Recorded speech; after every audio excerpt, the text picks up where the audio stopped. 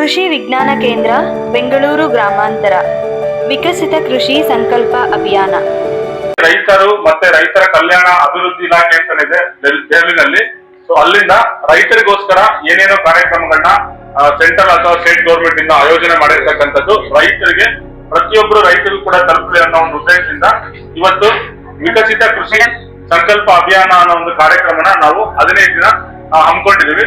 ಈ 15 ದಿನದಲ್ಲಿ ನಮ್ಮೊಂದಿಗೆ ಕೃಷಿ ವಿಶ್ವವಿದ್ಯಾಲಯದ ಬೆಂಗಳೂರು, ನಮ್ಮ ಕೃಷಿ ವಿಜ್ಞಾನ ಕೇಂದ್ರ ಬೆಂಗಳೂರು ಗ್ರಾಮಾಂತರ ಜಿಲ್ಲೆ, ಅದೇ ರೀತಿ ಕೇಂದ್ರೀಯ ತೋಟಗಾರಿಕಾ ಸಂಶೋಧನಾ ಸಂಸ್ಥೆ, ಇನ್ನು NIALP ಅಂತ ಒಂದಿದೆ, ನಿವೇದಿ ಅಂತ ಇದೆ, ಅದೇ ರೀತಿ NPAIR ಅಂತ, ಇವರೆಲ್ಲರೂ ಒಗ್ಗೂಡಿ ನಮ್ಗೆ ಕೃಷಿ ಇಲಾಖೆ, ತೋಟಗಾರಿಕೆ ಇಲಾಖೆ, ಪಶುಪಾಲನಾ ಇಲಾಖೆ, ಇನ್ನು ಇತರ ಎಲ್ಲಾ ಇಲಾಖೆಗಳ ಸಹಯೋಗದೊಂದಿಗೆ ನಾವು ನಮ್ಮ ದೇಶದಾದ್ಯಂತ 15 ದಿನ ನಡೀತಾ ಇದೆ.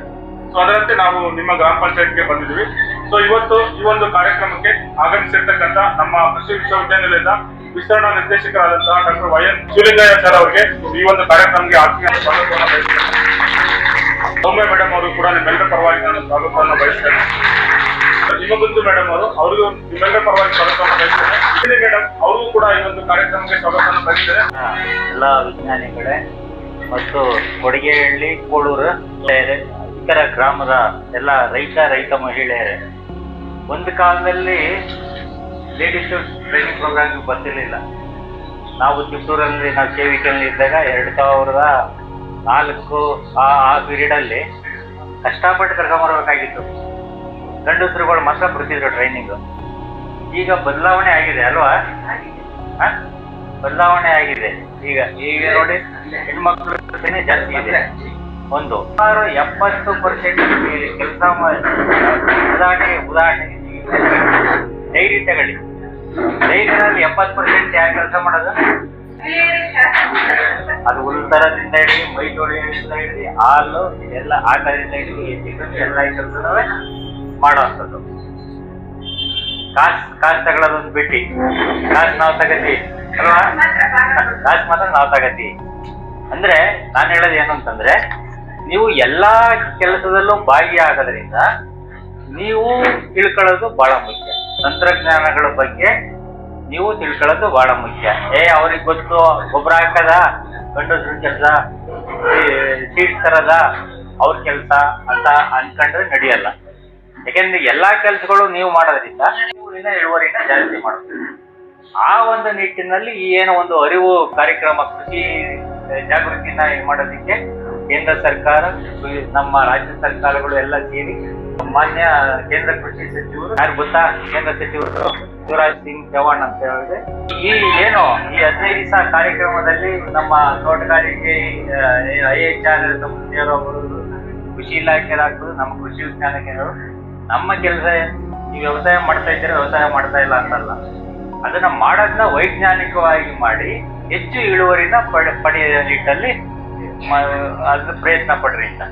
ಈಗ ಮಣ್ಣಿನ ಬಗ್ಗೆ ಹೇಳ್ತಂದ್ರು, ಡಾಕ್ಟರು ನಮ್ಗೇನೋ ಹುಷಾರಿಲ್ಲ ಅಂತಂದ್ರೆ ಫಸ್ಟ್ ಏನ್ ಮಾಡ್ತಾರೆ? ಒಬ್ಬ ಮನುಷ್ಯನಲ್ಲಿ ಏನ್ ಸಮಸ್ಯೆ ಇದೆ ಅದನ್ನ ನೋಡೋದಕ್ಕೋಸ್ಕರ ಮಾಡೋಂಥದ್ದು.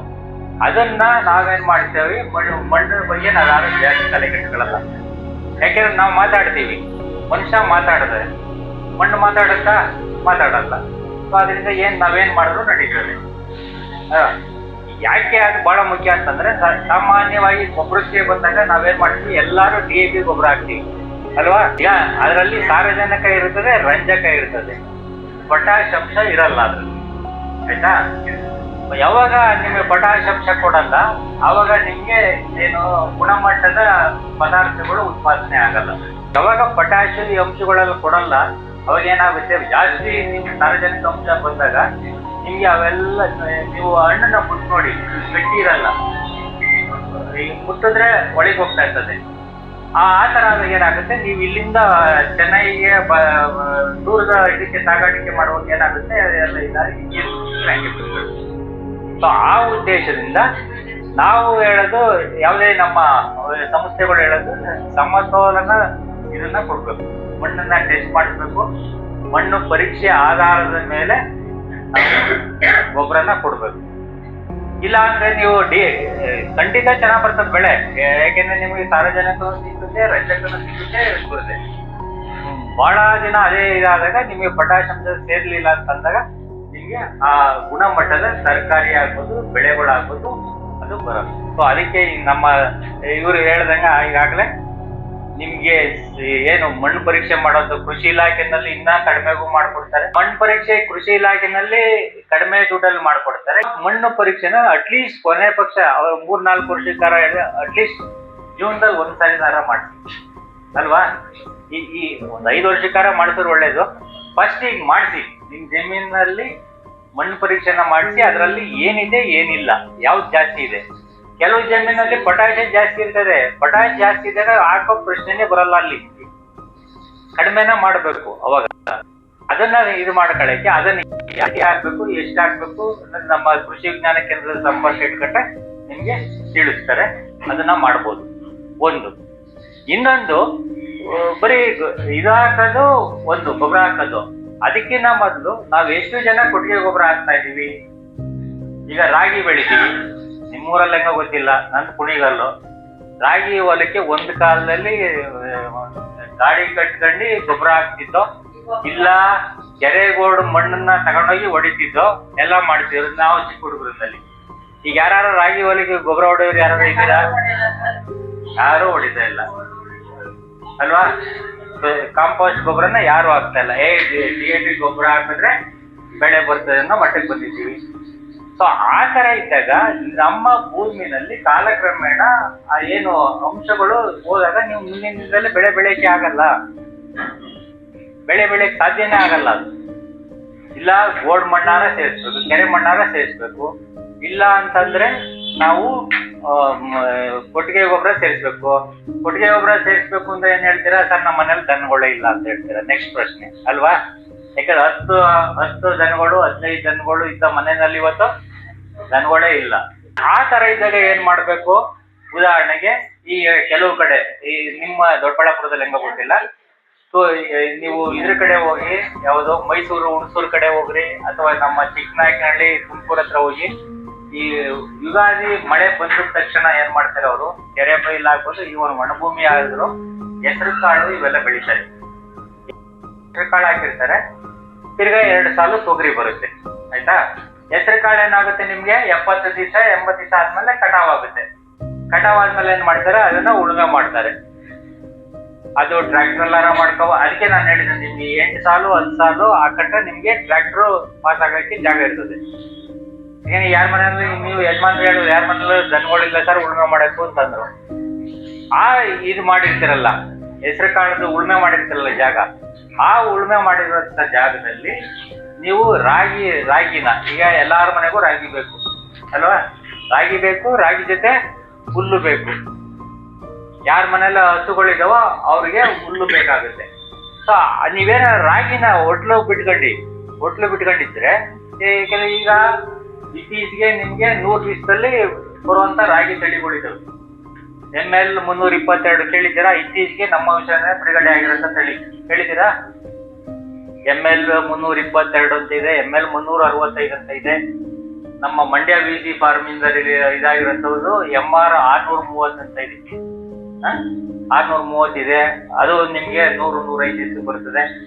ಮತ್ತೆ MR ಅಲ್ಲ, KMR ಅಂದ್ರೆ ಕರ್ನಾಟಕ ಮಂಡ್ಯ ರಾಗಿ ಅಂತ, ಅಲ್ಲಿ ಮಂಡ್ಯ ಇದರಲ್ಲಿ ಇದಾಗಿರೋದು. ಅದೇ ರೀತಿ KMR 316 ಅಂತ ಇದೆ. ಇವೆಲ್ಲ ಸುಮಾರು ನಿಮಗೆ 100-105 ದಿವಸದಲ್ಲಿ ಬರುವಂತವು. ಫಲವತ್ತತೆಯನ್ನ ಜಾಸ್ತಿ ಹೇಳಬೇಕು, ಪ್ರಯತ್ನ ಪಡ್ಬೇಕು. ಅದೇ ನಿಟ್ಟಿನಲ್ಲಿ ಹೊಸ ತಳಿಗಳು ಏನೇನಿದಾವೆ ಅವನ್ನು ಬಳಕೆ ಮಾಡ್ಕೋಬೇಕು. ಈಗ ನಾನು ಇದನ್ನ ಹೇಳಿ ಅಲ್ಸಂದೆ ಇವೆಲ್ಲ ಹೇಳಿದೆ. ಕೆಲವು ಕಡೆ ಬಹಳ ದೊಡ್ಡಬಳ್ಳಾಪುರದಲ್ಲೂ ಬುದ್ಧಿವಂತರಿದ್ದಾರೆ. ಫಸ್ಟ್ ಮಳೆ ಬಂದಾಗ ಏನ್ ಮಾಡ್ತಾರೆ ಕೆಲವರು, ಹೆಬ್ಬಾಳ ಅವರೇ ಬೆಳಿತಾರೆ ಅಲ್ವಾ? ಹೆಬ್ಬಾಳ ಅವರೇ ಆಗ್ಬೋದು, IHR ಅವರೇ ಆಗ್ಬೋದು. ಅವರೇ ಎಷ್ಟು ದಿನಕ್ಕೆ ಬರುತ್ತೆ? ಈಗ ಹಿಂದಿನ ಕಾಲದಲ್ಲಿ ನೀವು ರಾಗಿ ಜೊತೆ ಮಾತ್ರ ಅವರೇ ಬೆಳಿತಾರೆ, ರಾಗಿ ಅವರೇ ಅಲ್ವಾ? ರಾಗಿ ಸಾಲಲ್ಲಿ ಒಂದೇ ಸಾರಿ ಬರ್ತಿತ್ತು. ಅವಾಗ ಬರೋದು ಡಿಸೆಂಬರ್ ಅಲ್ಲಿ ಅವರೆಕಾಯಿ ಬರೋದು, ಡಿಸೆಂಬರು ಜನವರಿ, ಬಾಳ ಅಂತಂದ್ರೆ ಫೆಬ್ರವರಿ ತನಕ ಇರೋದು. ಈಗ ಹಂಗಲ್ಲ, ನೀವು ಬೆಂಗಳೂರಿಗೆ ಮಾರ್ಕೆಟ್ಗೆ ಹೋಗಿ ವರ್ಷವೆಲ್ಲ ನಿಮ್ಗೆ ಅವರೆಕಾಯಿ ಇರ್ತದೆ. ನನ್ನ ಪ್ರಕಾರ ಅವರೆಕಾಯಿ ಬೆಳೆದವ್ರು ಯಾರು ಲಾಸ್ ಆಗಿಲ್ಲ. ನೀವು ಬೇಕಾದ್ರೆ ತರಕಾರಿ ಬೆಳೆದವರು ಲಾಸ್ ಆಗಿದ್ದಾರೆ, ಅವರೆಕಾಯಿ ಬೆಳೆದವರು ಯಾರು ಲಾಸ್ ಆಗಿಲ್ಲ. ಯಾವಾಗಲೂ ನಿಮ್ಗೆ ಯಾವಾಗ ಮಾರ್ಕೆಟ್ ಬಂದ್ರು ಕನಿಷ್ಠ ಅಂತಂದ್ರೂ 40 ರಿಂದ 50 ರೂಪಾಯಿ ಇರ್ತದೆ.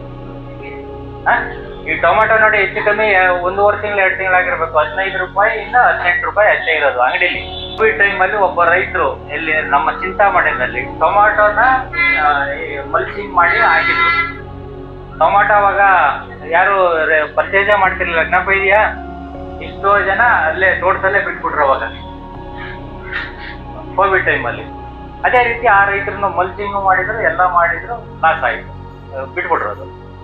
ನಾವು ಇರ್ಲಿ ನೋಡೋಣ, ಒಂದು ಪ್ರಯತ್ನ ಪಡೋಣ ಅಂತ ಹೇಳ್ಬಿಟ್ಟು ಆ ಟೊಮೊಟೊ ಗಿಡನ ಕಿತ್ತಿಸಿ ಅದೇ ಜಾಗಕ್ಕೆ ಅವರೆಕಾಯಿನ ಕಾಳನ್ನ ನಮ್ದು HF5 ಹೆಬ್ಬಾಳವರೆ 5 ಅಂತ. ಹೆಬ್ಬಾಳವರೆ 5 ಮತ್ತೆ ಅದಕ್ಕೆ ರೇಟ್ ಯಾಕೆ ಜಾಸ್ತಿ ಇದೆ ಅಂತಂದ್ರೆ, ನೀವು ಬೆಂಗಳೂರು ಮಾರ್ಕೆಟ್ಗೆ ಹೋದ್ರೆ ಅಥವಾ ನೀವೇ ಹೇಳಿ ಸೊಗಡಿ ಇದೆಯಾ ನೋಡ್ತಿರಲ್ವಾ, ಸ್ಮೆಲ್ ಬರ್ತದ ಅಂತ ನೋಡ್ತೀರ. ಸ್ಮೆಲ್ ಇದ್ರೆ ಸುಮಾರು ಅವ್ರಿಗೆ ಒಂದು 40,000 ರೂಪಾಯಿ ಆದಾಯ. ಏನ್ ಲಾಸ್ ಆಗಿತ್ತು ಟೊಮೊಟೊದಲ್ಲಿ, ಆ ಟೊಮೊಟೊದಲ್ಲಿ ಲಾಸ್ ಆಗಿದ್ದನ್ನ ಅವರು ಅದರಲ್ಲಿ ತಗೊಂಡು. ಆ ರೀತಿ ಪ್ರಯತ್ನ ನಾವು ಪಡಬೇಕು. ಪ್ರಯತ್ನನೇ ಪಡ್ಲಿಲ್ಲ, ಇಲ್ಲ ನಾನು ಈ ಬೆಳೆ ಬೆಳೆದೆ, ಟೊಮೊಟೊ ಬೆಳೆದೆ, ಮುಂದಿನ ಸಲ ಟೊಮೊಟೊನೇ ಹಾಕ್ತೀನಿ ಅಂತಂದ್ರೆ ಅದು ಆಗಲ್ಲ. ಅಂದ್ರೆ ಯಾಕೆಂದ್ರೆ ನೀವು ಬೆಳೆಗಳ ಬದಲಾವಣೆನೂ ಮಾಡ್ತಾ ಇರ್ಬೇಕು. ಪ್ರತಿ ವರ್ಷನೂ ನೀವು ಟೊಮೊಟೊನೇ ಬೆಳೀತಾ ಇದ್ರೆ ತೆಂಗಿನಲ್ಲಿ ಬೆಳೆ ಬೆಳೆಯಕ್ಕಾಗಲ್ಲ. ಟೊಮೊಟೊ ಬೆಳೆದ್ಮೇಲೆ ಬೇರೆ ಯಾವ್ದಾದ್ರು ಒಂದು ಜೋಳನಾರ ಹಾಕ್ಬೇಕು, ರಾಗಿನಾರ ಹಾಕ್ಬೇಕು, ಅಥವಾ ಅವರೇನಾರ ಹಾಕ್ಬೇಕು.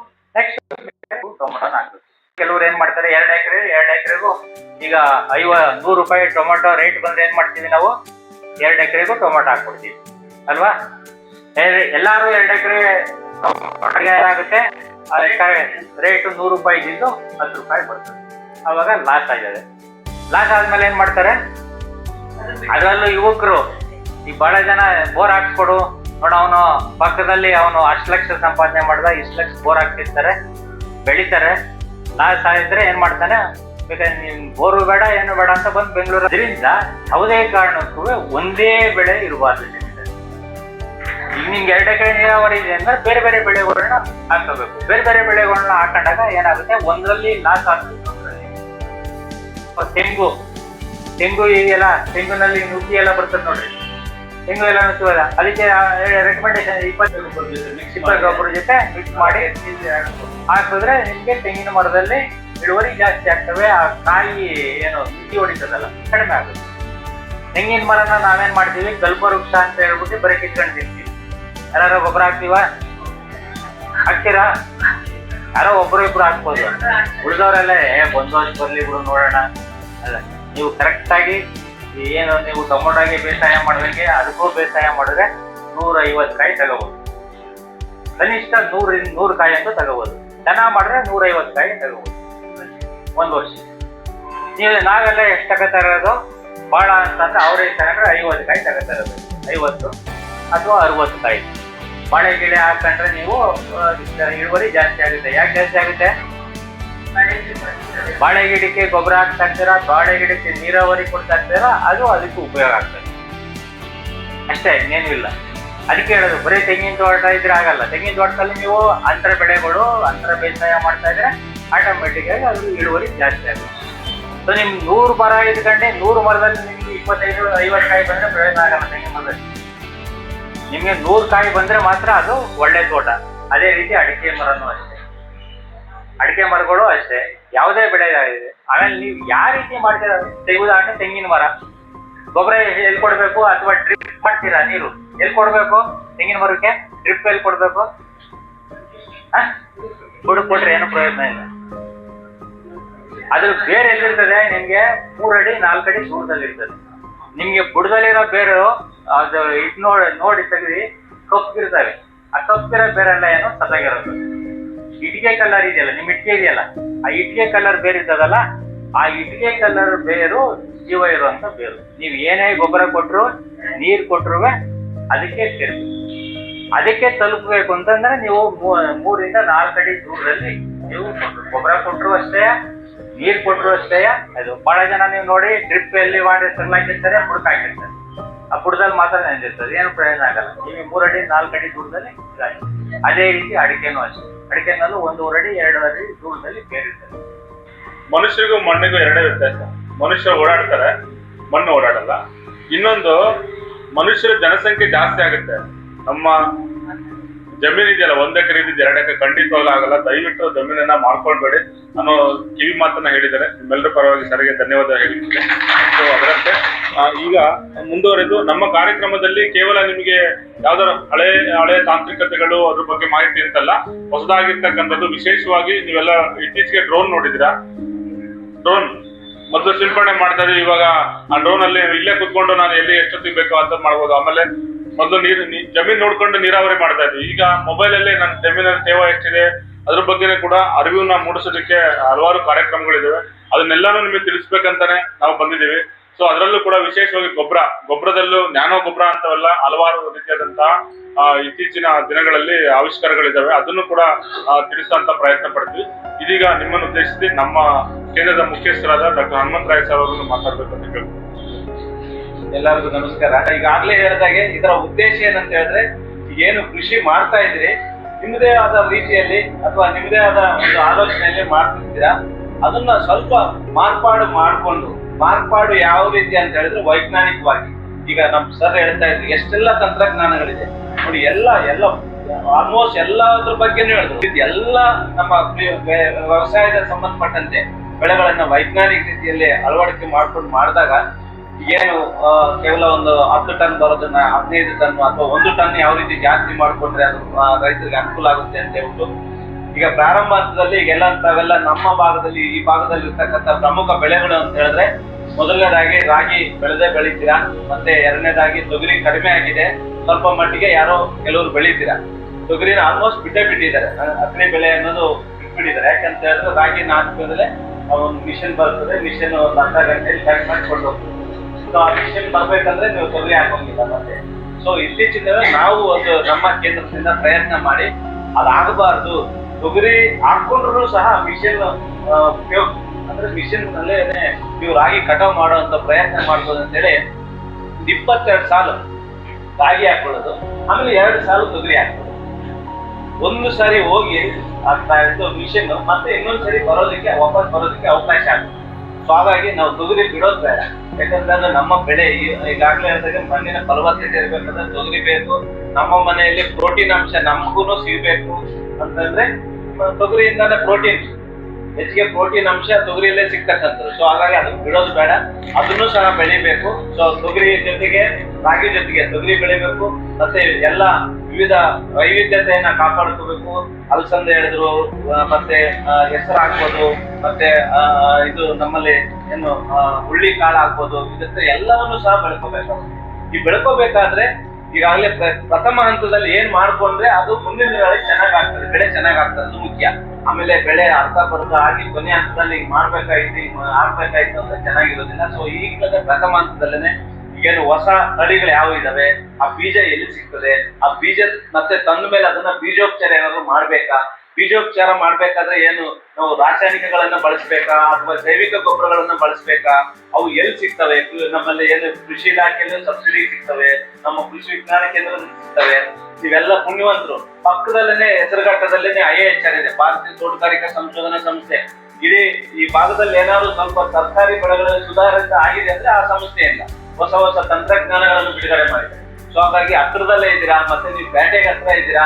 ಸೊ ಹಾಗಾಗಿ ಈ ತರ ತಂತ್ರಜ್ಞಾನಗಳನ್ನ ಅಳವಡಿಕೆ ಮಾಡಿಕೊಂಡು ಸ್ವಲ್ಪ ಮಟ್ಟಿಗೆ ಸುಧಾರಣೆ, ಈಗೇನು ಈ ವರ್ಷ ಇದೆ ಮುಂದಿನ ವರ್ಷ ಏನಲ್ಲ, ಸ್ವಲ್ಪ ಇನ್ನ ಬದಲಾವಣೆ ಆಗ್ಬೇಕು. ಆ ಬದಲಾವಣೆಗಳನ್ನ ಮಾಡ್ಕೊಳ್ಳೋದಕ್ಕೋಸ್ಕರ, ಆ ತರದ ಪ್ರಯತ್ನಕ್ಕೋಸ್ಕರ ಈ ಒಂದು ಜಾಥವನ್ನ ಅಥವಾ ಒಂದು ಅಭಿಯಾನವನ್ನ ಆಯ್ಕೆ ನಾವು ಮಾಡ್ಕೊಂಡಿದೀವಿ. ಈ ಭಾಗದಲ್ಲಿ ಮತ್ತೆ ನಾವು ಸುಮಾರು ಎಲ್ಲ ಜಾಸ್ತಿ ಇರ್ತಕ್ಕಂಥದ್ದು ಇತ್ತೀಚಿನ ದಿನಗಳಲ್ಲಿ ಅಡಿಕೆ ಜಾಸ್ತಿ ಪ್ರದೇಶ. ಎಲ್ಲರೂ ಅರ್ಧ ಎಕರೆ ಇದೆ ಅಂದ್ರೆ ಅಡಿಕೆ ಕಟ್ಬಿಟ್ಟು ಸುಮ್ಮನೆ ಇರೋಣ ಅನ್ನೋ ಒಂದು ಮನಸ್ಥಿತಿ ಬಂದಿದೆ. ಯಾಕಂದ್ರೆ ದುಡ್ಡು ಜಾಸ್ತಿ ಬರ್ತದೆ.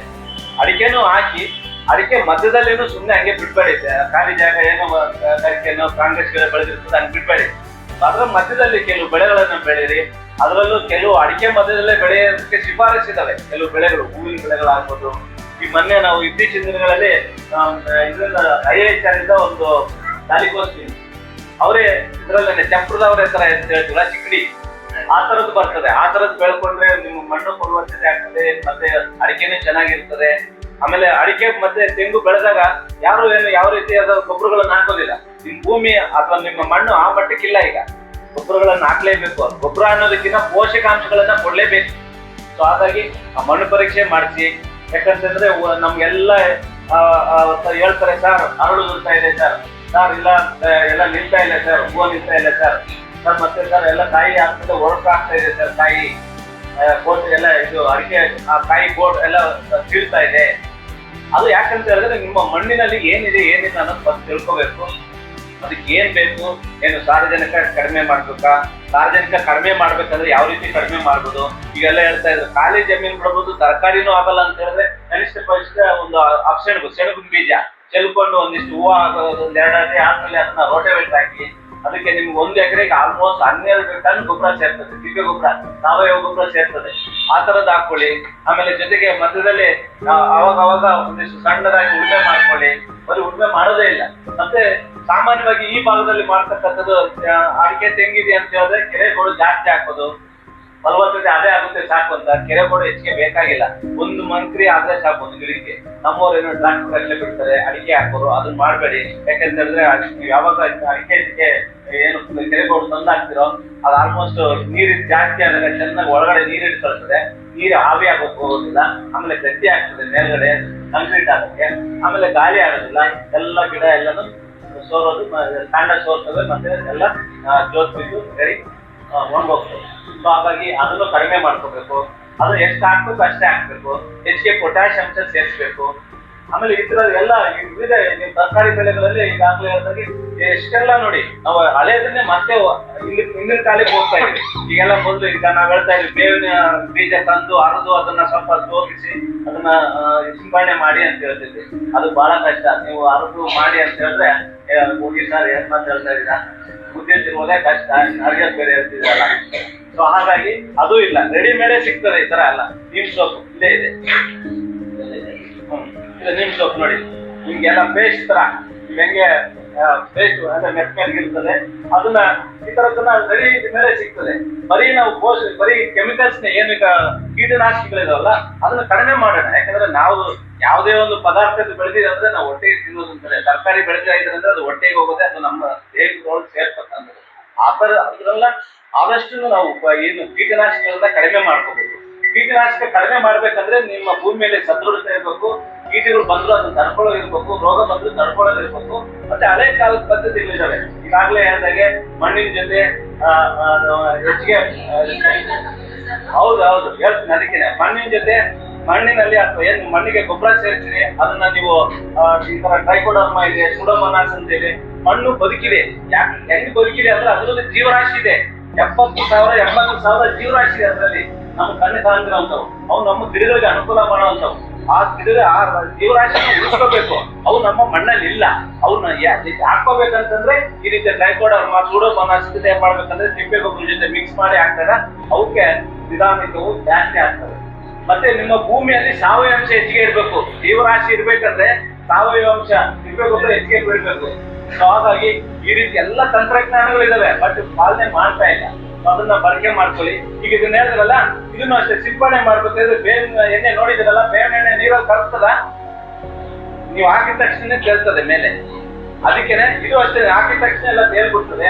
1 ಲೀಟರ್ಗೆ 7 ರಿಂದ 10 ಗ್ರಾಮ್ 7 ಗ್ರಾಮ್ ಅಥವಾ 5 ಗ್ರಾಮ್ ಕೆಲವು ಗಿಡಗಳಿಗೆ 5 ಗ್ರಾಮ್ ಇಂದ 10 ಗ್ರಾಮ್ ವರೆಗೂ ಹಾಕ್ಬೋದು. ಕೆಲವು ಬೆಳೆಗಳಿಗೆ 5 ಗ್ರಾಮ್ ಹಾಕ್ಬೇಕಾಗುತ್ತೆ, ಕೆಲವಕ್ಕೆ 10 ಗ್ರಾಮ್ ವರೆಗೂ ಹಾಕೊಂಡು ಸಿಂಪಡಣೆ ಮಾಡ್ಬೋದು. ಹಾಕ್ಬೇಕಾದ್ರೆ ನಾವು ಮೊದಲು ಏನು ಒಂದು 100 ಗ್ರಾಮ್ ಅಂತ ಹೇಳ್ತೀವಿ, ಅಥವಾ ಒಂದು ಕ್ಯಾನ್ಗೆ 100 ಗ್ರಾಮ್ ಅಂತ ತಿಳ್ಕೊಂಡ್ರೆ 100 ಗ್ರಾಮ್ ನ ಫಸ್ಟ್ ನಾವು ಕ್ಯಾನಲ್ಲಿ ಹಾಕಿ ಮಿಕ್ಸ್ ಮಾಡಬಾರ್ದು. ಫಸ್ಟ್ ಒಂದು ಜಗ್ಗಲ್ಲು ಒಂದು ಸಣ್ಣ ಇದ್ರಲ್ಲಿ ಪ್ಲಾಸ್ಟಿಕ್ ಇದ್ರಲ್ಲಿ 1 ಲೀಟರ್ 2 ಲೀಟರ್ ನೀರಲ್ಲಿ ಸ್ವಲ್ಪ ಸೋಪ್ ನೀರು ಹಾಕ್ಬೇಕು. ನೀವು ಸೋಪ್ ಬಟ್ಟೆ ತೊಳಿತೀರಲ್ಲ ಆ ಸೋಪ್ ನೀರು ಅಥವಾ ಶಾಂಪೂನು ಹಾಕಿ ಇದನ್ನ ಫಸ್ಟ್ ಮಿಕ್ಸ್ ಮಾಡ್ಕೋಬೇಕು. ಸೋಪ್ ನೀರಲ್ಲಿ ಕರಗ್ತದೆ. ಆ ಕರಿಗೆ ಮಿಕ್ಸ್ ಆದ್ಮೇಲೆ ನಾವು ಆ 20 ಲೀಟರ್ ಅಥವಾ 15 ಲೀಟರ್ 15 ಲೀಟರ್ ಕ್ಯಾನ್ಗೆ ತುಂಬಿ ಮಿಕ್ಸ್ ಮಾಡಿ ಚೆನ್ನಾಗಿ ಕಲಿಸ್ಬಿಟ್ಟು ಸಿಂಪಡಣೆ ಮಾಡಿದ್ರೆ ಅದು ಉಪಯೋಗ ಆಗುತ್ತೆ. ವೆಜಿಟೇಬಲ್ ಸ್ಪೆಷಲ್ ಅಂತಿದೆ ನೋಡಿ, ವೆಜಿಟೇಬಲ್ಸ್ ತರಕಾರಿ ಸ್ಪೆಷಲ್ ಅಂತ. ತರಕಾರಿಗೆ ನೀವೆಲ್ಲ ನೋಡಿರ್ತೀರ. ಈಗ ಸರ್ ಚಪ್ರದ ಮೇಲೆ ಬೆಳೆಯೋದು ಎಲ್ಲ ಅವರೇ ಯಾವುದು ಅವರೇ ಹೀರೆಕಾಯಿ ಹಾಕ್ಬೋದು, ಅಥವಾ ಸೋರೆಕಾಯಿ ಹಾಕ್ಬೋದು, ಸೌತೆಕಾಯಿ ಹಾಕ್ಬೋದು. ಈ ರೀತಿ ಎಲ್ಲ ಬೆಳೆಗಳಲ್ಲಿ ಚೆನ್ನಾಗಿ ಹೂವು ನೋಡಿದಾಗ ಹೂವು ಕಾಣ್ತದೆ, ಬಟ್ ಕಾಯಿ ಕಟ್ಟಿಲ್ಲ, ಎಲ್ಲ ತಿಂಡಿ ಉದುರೋಗ್ತದೆ. ಯಾಕಂದ್ರೆ ಕೆಲವು ಪೋಷಕಾಂಶಗಳ ಪ್ರಾಮುಖ್ಯತೆ, ಅದರಲ್ಲೂ ಲಘು ಪೋಷಕಾಂಶ ಏನು ತಾಮ್ರ ಆಗ್ಬೋದು, ಅಥವಾ ಸತು ಆಗ್ಬೋದು, ಅಂದ್ರೆ ಕಾಪರ್, ಜಿಂಕ್, ಮೆಗ್ನೀಷಿಯಂ ಈ ತರದ್ದೆಲ್ಲಾನು ಬೇಕಾಗುತ್ತೆ. ನಾವು 5 ಗ್ರಾಮ್ 1 ಲೀಟರ್ ನೀರಿಗೆ ಮಿಕ್ಸ್ ಮಾಡ್ಕೊಂಡು ಸಿಂಪಡಣೆ ಮಾಡಿದ್ರೆ ಸಾಕು. ನೀವು ಸಿಂಪಡಣೆ ಮಾಡ್ಬೇಕಾದ್ರೆ ಇದನ್ನು ಅಷ್ಟೇನೆ, ನಾವು ಒಂದು ಶಾಂಪು ಹಾಕಿರ್ತೀವಿ, ಒಂದು ಕ್ಯಾನ್ ಹೆಂಗ್ ಹಾಕ್ತೀರಾ ಆ ಕ್ಯಾನ್ಗೆ ಒಂದು ಶಾಂಪು ₹1 ತಲೆಗೆ ಹಾಕೊಳ್ತೀರಾ, ಆ ಶಾಂಪು ಮತ್ತೆ ಒಂದು ನಿಂಬೆ ಹಣ್ಣು ರಸ ಹಿಂಗ್ರೆ ಅಂತ ಹೇಳ್ತೀವಿ, ಅದನ್ನು ಪಾಲನೆ ಮಾಡ್ಬೇಕು. ಬರೀ ನೀವು ಮಿಕ್ಸ್ ಮಾಡಿ ಹಾಕಿದ್ರೆ ಅದು ಚೆನ್ನಾಗಿ ಇಟ್ಕೊಳ್ಳಲ್ಲ ಗಿಡ. ಹಾಗಾಗಿ ಈ ತರದ್ದೆಲ್ಲ ತಿಳ್ಕೊಂಡು ನೀವು ಮಾಡಿದಾಗ ನೀವೇನ್ ಮಾಡಿರ್ತೀರೋ ಅದರಲ್ಲಿ 90% ಸಕ್ಸಸ್ ಆಗುತ್ತೆ. ನಮ್ಮ ಇನ್ಸ್ಟಿಟ್ಯೂಟ್ಗೆ ಎಷ್ಟು ಹತ್ರ ಇದ್ದೀರಾ, ನೀವು ಬಂದು ಒಂದು ಸಾರಿ ನೀವು ಎಲ್ಲ ವಿಸಿಟ್ ಮಾಡಿ, ನಿಮಗೂ 1 ನಿಮಿಷ ಏನಂದ್ರೆ ನಾವು ನಂಬರ್ ತಗೊಳ್ಳಿ ನಮ್ದು ಮೇಡಮ್ದು, ನೀವು ಯಾವಾಗ ಮೇಡಮ್ ಒಂದು ಗುಂಪು ಮಾಡಿ, ನೀವು ಬಂದು ಒಂದ್ಸಾರಿ ಏನಾದ್ರೂ ಒಂದು ವಿಷಯ ಮೇಲೆ ಟ್ರೈನಿಂಗ್ ತಗೋಬಹುದು, ಇಲ್ಲ ಸುಮ್ಮನೆ ವಿಸಿಟ್ ಮಾಡಬಹುದು. ಇದು ಏನಿಗಂದ್ರೆ ಹೊಸ ತಂತ್ರಜ್ಞಾನ ಏನಿದೆ, ನಿಮಗೆ ಏನಿದೆ ಈ ಆಯೋಜನೆ ಮಾಡಿದ್ದೆ, ಅದಕ್ಕೂ ನಮ್ಮನ್ನು ಇಲ್ಲಿ ನಿಮ್ಮ ಮುಂಭಾಗಲಿಗೆ ಬಂದಿಸಿ ನಮ್ಮ ಹತ್ರ ಏನು ತಂತ್ರಜ್ಞಾನ ಇದೆ ನಿಮ್ಮ ಹತ್ರ ಹಂಚ್ಕೋಬೇಕು ಅಂತ. ನಮ್ಮ ಹತ್ರ ಹಲವಾರು ತಂತ್ರಜ್ಞಾನ ಇದೆ, ಬನ್ನಿ ತಿಳ್ಕೊಳ್ಳಿ, ನಾವೆಲ್ಲ ನಿಮಗೂ ಹೆಲ್ಪ್ ಮಾಡೋಕ್ಕೂ ರೆಡಿ. IAHR ಅಂತ ನೀವು ವೆಬ್ಸೈಟ್ಗೆ ಹೋಗಿದ್ರೆ ಆನ್ಲೈನ್ ಬೀಜಾನೇ ಸೇಲ್ ಮಾಡೋದು ಒಂದು ಇದೆ, ಅಲ್ಲಿ ಕ್ಲಿಕ್ ಮಾಡಿದ್ರೆ ನಿಮಗೆ ಎಲ್ಲ ಬೀಜಗಳು ಬರ್ತವೆ, ನೀವು ಸೆಲೆಕ್ಟ್ ಮಾಡ್ಕೊಂಡು ನಿಮ್ಮ ಮನೆ ಬಗ್ಗೆ ಕಳಿಸ್ಬಿಡ್ತಾರೆ ಪೋಸ್ಟ್ನಲ್ಲಿ.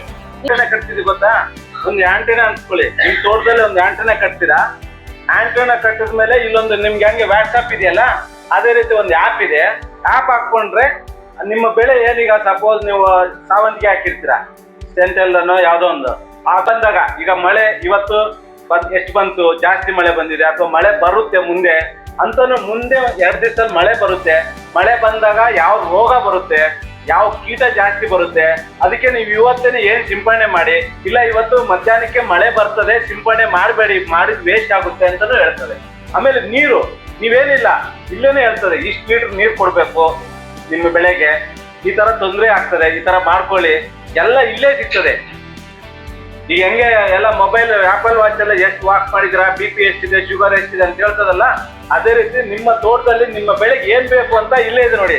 ಇವತ್ತು ನಾನು ಇಲ್ಲೇ ನಿಂತ್ಕೊಂಡು ನಮ್ಮ ಇಲ್ಲೇನು ನಮ್ಮ ಕೆವಿಕೆಯಲ್ಲಿ ಹಾಕೊಂಡಿದ್ವಿ, ನಮ್ಮಲ್ಲಿ ನೋಡಿ ಈ ತರ ಎಲ್ಲ ಅದೇ ತೋರಿಸ್ತದೆ. ಮತ್ತೆ ವಾತಾವರಣದಲ್ಲಿ ಉಷ್ಣಾಂಶ ಎಷ್ಟಿದೆ, ಮತ್ತೆ ಗಾಳಿ ಯಾವ ಸ್ಪೀಡಲ್ಲಿ ಹೋಗ್ತಾ ಇದೆ ಹೇಳಲ್ವಾ, ತುಂಬಾ ಗಾಳಿ ಇದೆ ಹೊಡೆದ್ರು ನಿಲ್ಲಲ್ಲ ಎಲೆ ಮೇಲೆ, ಗಾಳಿ ಹೊಟ್ಟೋಯ್ತದೆ ಅಂತ. ಗಾಳಿ ಏನ್ ಸ್ಪೀಡ್ ಇದೆ, ಆಮೇಲೆ ತೇವಾಂಶ ಎಷ್ಟಿದೆ ವಾತಾವರಣದಲ್ಲಿ, ಮತ್ತೆ ಬೆಳಕಿದೆಯಾ, ಸೂರ್ಯ ಬರ್ತಾನ ಇಲ್ವಾ ಇವತ್ತು, ಈ ತರದ್ದೆಲ್ಲ ಮಾಹಿತಿ ಕೊಡ್ತದೆ. ಮಾಹಿತಿ ಕೊಟ್ಟು ನಿಮ್ಮ ಬೆಳೆ ಯಾವ್ದಾದ್ರು ಒಂದು ಬೆಳೆಗೆ ಅದನ್ನ ಹಾಕೊಂಡಿದ್ರೆ ಆ ಬೆಳೆಗೆ ಏನ್ ರೋಗ ಬರ್ತದೆ, ಆ ರೋಗಕ್ಕೆ ಏನ್ ಸಿಂಪಡಣೆ ಮಾಡ್ಬೇಕು ಅಂತಾನು ಅದೇ ಸಜೆಸ್ಟ್ ಮಾಡ್ತದೆ. ಪ್ಯಾರಾಸಿಟಮಾಲ್ ನುಂಗಿ, ಇಲ್ಲ ಅನಾಸಿನ್ ನುಂಗಿ ಅಂತ ಇದೇ ಹೇಳ್ತದೆ. ಸೊ ಅದನ್ನ ಹೇಳ್ತದೆ, ಅದನ್ನ ತಂದು ಅದನ್ನ ಸಿಂಪಡಣೆ ಮಾಡ್ಕೊಂಡ್ರೆ ಬಹಳ ಅನುಕೂಲ ಆಗುತ್ತೆ. ಅಂದ್ರೆ ಇದೇನು ಸ್ವಲ್ಪ ಜಾಸ್ತಿ, ಅಂದ್ರೆ ಕಾಸ್ಟ್ ಜಾಸ್ತಿನೇ ಬಟ್ ಅನುಕೂಲ ಜಾಸ್ತಿ. ಈ ಫೋನ್ ಕಾಸ್ಟ್ಲಿನೇ ಬಟ್ ಅನುಕೂಲ ಜಾಸ್ತಿ. ಅಮೆರಿಕದಲ್ಲಿರೋ ತಮ್ಮನಿಗೂ ಮಾತಾಡ್ತೀನಿ ಅಲ್ವಾ, ಸೊ ಹಾಗಾಗಿ ನಿಮ್ ಗಿಡದ ಜೊತೆನೂ ಮಾತಾಡ್ತೀರಾ.